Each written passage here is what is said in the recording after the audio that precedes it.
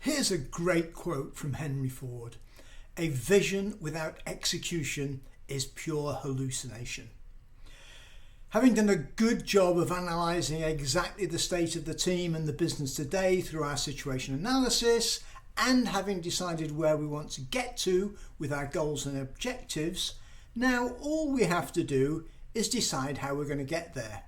And that's the job of strategy and the job of tactics.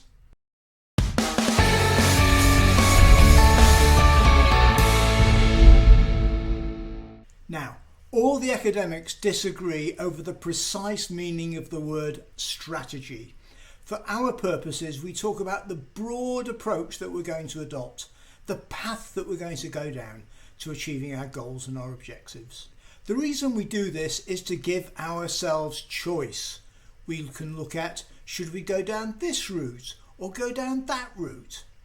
Once we go to tactics, which are the actions we're going to take, then there will be hundreds of them and it will be difficult to, as we say, see the wood for the trees. So making choices at the tactical level is going to be very difficult. With strategy, because we're looking at a high level around the approaches we can adopt, we can debate, we can have vigorous debates, and we can have choice. For example, do we organise by vertical market or geographic territory, or size of account? Do we employ sales development reps to find new leads, or should our account managers be responsible for that? Do we work with particular partners? Do we focus on particular technologies or solution sets? Should we be recruiting high-level experienced salespeople who may cost a lot of money and maybe be set in their ways? Or should we employ less experienced people who we can train and develop to mirror exactly how we want to sell? Now, there are many different topics or headings that you may want to consider for your strategy statements, and I've just put a few of them on this slide, which is replicated in your workbook. Your business will be unique, and so don't feel that you should follow these, but maybe they gave you a few ideas to start off with. Once we've thought through and defined our strategies, it's then time to determine exactly who is going to do what, to whom, by when, and with what resource. And this is where tactics come into play. This is where, as we've said before, the rubber hits the road. A tactical action plan sets out very clearly the specific tasks that need to be performed together with an owner, a timescale, and possibly a budget. Tactics will go straight on to somebody's to-do list. With a tactical action plan, we'll be able to track progress as we go along. Now, clearly every email, every meeting, every WhatsApp message is a tactic, and you are not going to list every single one, certainly at your level, but you will want to specify key critical actions. For example, if your strategy is to recruit a number of more junior trainee salespeople, then tactics might be 1. Agreeing the role definition with HR, which would be your responsibility to be done by a certain date, and then briefing your talent team, again your responsibility by a certain date, running a selection day organised by talent management by a certain date, etc., etc. You get the idea. Now, once again, this is an iterative process, and as you develop tactics, you will probably find that your thinking and your strategies will evolve. You may also discover that you want to include some more objectives, especially what we call milestones, which are objectives along the way to achieving your overall goals. So for example, you might want to set yourself a milestone of having recruited 3 new junior salespeople by a certain date, for example. Again, this should be specific, measurable, achievable, relevant and timed. And in many cases, you will be able to delegate achievements of this milestone to other people. For instance, in this case, to share it with your talent manager. One final thought for you as you develop strategies and tactics, because there is often a debate about how long we should spend trying to develop strategy. By that we mean debating our overall approach versus just concentrating on the tactics, the things which we are going to execute on. As sales managers, mostly from a sales background, we often have an inbuilt tendency for action. We want to go ahead and get things done. So here's a model developed by Michael Porter. That's Professor Michael Porter of Harvard Business School. And you can see a couple of very famous books that he's written.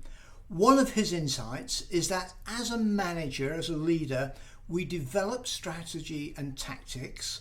And, strategy can be weaker or stronger. That's largely a result of how much we consider different options. And our tactics, that is, how we execute, can be either weaker or stronger.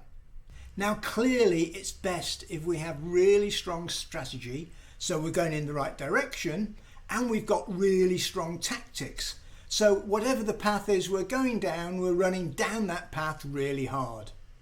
Porter also says that even if your strategy is strong, but our tactics are weak, he calls that OK+, because at least we're making progress in the right direction, even if, we may not be running down that path, making that much progress as fast as we would like. Interestingly, weak strategy and weak tactics, so this means we're not sure of our direction, but we're not going anywhere fast, which for me means we're just meandering around. He calls that OK-. And actually, if you happen to be in a growth market with some good products, we've probably all seen lots of sales teams doing okay-ish. It will be different when the market goes against you or your product life cycle means that your solutions are not best fit for purpose. But in the right conditions, having no strategy, having no tactics or action plan, you can actually still do fairly well. Although I'm sure as aspiring and new sales managers, this is not going to be good enough for you. It may, however, be better than the fourth alternative. The big danger, according to Porter, is not knowing what direction you're going in, but really running down that path as quickly and as hard as you can. In fact, you're running down a path that is probably going to lead you just to fall off some kind of cliff or whatever.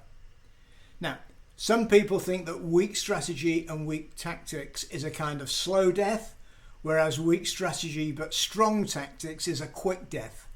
And I mentioned Porter's model because particularly as a new sales manager, you may be trying to prove yourself, trying to make a mark. The big danger that a lot of new sales managers face is to start doing lots of things very aggressively without thinking through exactly what your overall strategy should be. So I'm sure, or at least I hope it doesn't apply to yourself, but it's a danger that we all need to be aware of. The message from Porter is very simple. Get your strategy right first and then get your tactics right.